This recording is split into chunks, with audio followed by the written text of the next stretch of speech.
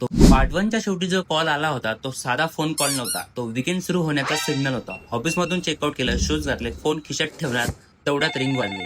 Call उचलला आणि समोरून एकच आवाज, कुठे आहेस, लवकर ये. बस 5 मिनिटात प्लॅन तयार झाला. मी थेट बस स्टॉप गाठला. बस आली आणि वीकेंड ऑफिशियली एंट्री घेतली. थोड्याच वेळात पोहोचलो आणि समोर साई उभाच होता. त्याला पाहिलं आणि पहिल्याच डायलॉग, चल आधी काहीतरी खाऊया, बाकी काही नको, सरळ जेवण. हॉस्टेल किंवा रूमवर राहणाऱ्या मुलांना ही फिल्म नक्की समजेल. महिनाभर मेसमध्ये जेवायचं आणि महिन्यातून एकदा हॉटेलमध्ये गेलं की मेन्यू वाचण्यापेक्षा काय मागवायचं याचाच जास्त आनंद असतो.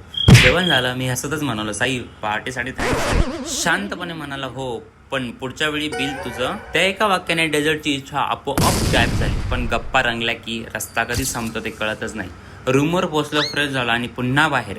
यावेळी कोणताच प्लॅन नव्हता, ना कोणतं डेस्टिनेशन, फक्त चालत होतो आणि जुन्या आठवणी पुन्हा एकदा जगत होतो. काही मित्र असे असतात ज्यांच्यासोबत 5 मिनिट भेटलं तरी अर्धा थोपा तसाच निघून जातो. थोड्या वेळाने बाईक खाली, रात्र झाली, रस्ते शांत होते आणि आम्ही जिथे रस्ता घेऊन जाईल तिथेपर्यंत फिरायचं ठरवलं.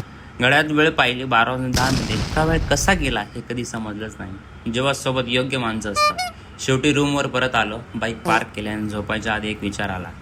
कधी कधी सगळ्यात बेस्ट प्लॅन गुगल कॅलेंडरमध्ये नसतात, ते फक्त एका फोन कॉलपासून सुरू होतं. पण हा विकेंड अजून संपला नव्हता.